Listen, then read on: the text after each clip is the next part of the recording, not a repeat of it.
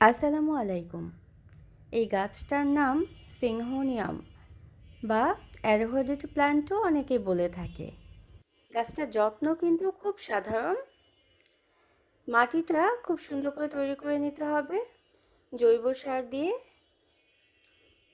বালি এবং কিছুটা কোকোপিট দিয়ে এবং নর্মাল কিছু মাটি দিয়ে তৈরি করে নেওয়ার পর আমরা গাছটা যখন বসিয়ে দেব, এমন একটা টবে বসাতে হবে যেটার পানি শোষণ ক্ষমতা খুব ভালো, অর্থাৎ ড্রেনেজ সিস্টেমটা খুব ভালো, পানিটা যেন ড্রেনেজ হয়ে যায় এটা খেয়াল রাখতে হবে। তবে সবসময় কিন্তু মাটিটা আর্দ্র রাখতে হবে, অর্থাৎ প্রতিদিনই পানি দিতে হবে, কিন্তু পানিটা যেন পাস হয়ে যায় এটাই খেয়াল রাখতে হবে। আর রোদ দিনে 1 ঘন্টা রোদ হলেই যথেষ্ট। উজ্জ্বল স্থানে রাখতে হবে, অর্থাৎ ইনডিরেক্ট সানলাইটটা খুব প্রয়োজন এই গাছের জন্য। গাছের গ্রোর জন্য প্রতিদিন 1 ঘন্টা রোদই যথেষ্ট, কিন্তু খুব বেশি সময় রোদে রাখলে এভাবে পাতাগুলো লাল হয়ে যেতে পারে কিনার দিয়ে, এজন্য পানি স্প্রে করে দিতে হবে মাঝে মাঝে। এটা আরেক ধরনের সিংহোনিয়াম গাছ, এটাকেও অ্যারোহেডেড প্ল্যান্টও বলে থাকে। তো এই দুই ধরনের সিংহোনিয়াম বা অ্যারোহেডেড প্ল্যান্টই আমার কাছে আছে। এই যত্ন দুই ধরনেরই একই রকম।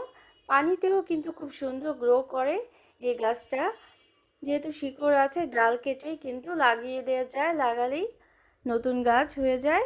তো আরেক দিন আমি নতুন গাছ কিভাবে করতে হয় সেটা দেখাবো। সিংহোনিয়াম গাছের পরিচিতি এইটুকুই ছিল। তো মাটি, রোদ এবং পানি এরকমভাবে যদি ব্যবহার করা যায় তাহলে এই গাছটা সুন্দরভাবে গ্রো করবে। আজকে আমি কয়েকটা গাছ পটিং করব।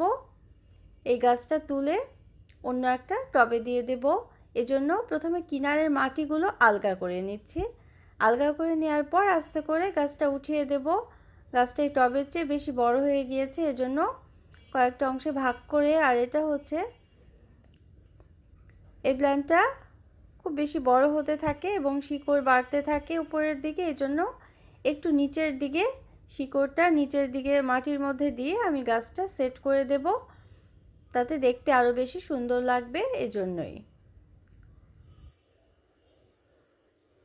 এই শিকড়টা সহ ডালটা আমি মাটির নিচে ঢুকিয়ে দিলাম এবং তারপর উপর দিকে থেকে মাটি দিয়ে দেব এবং এভাবে করে সুন্দরভাবে সেট করে দেব। আর এই টবের মধ্যে আমি অন্য একটা গাছ দিয়ে দেব। এই পটিংটা কেমন লাগলো একবার কমেন্ট করে জানাবেন। চারুলতার সাথে থাকার জন্য সবাইকে অসংখ্য ধন্যবাদ জানাচ্ছি। তো আমার চ্যানেলটাকে সাবস্ক্রাইব করলে গাছ নিয়ে বিভিন্ন ধরনের ইনফরমেশন জানতে পারবেন এবং মাঝে মাঝে রান্না আমার শখের কাজগুলো থাকবে। তো আশা করছি সাথে থাকবেন।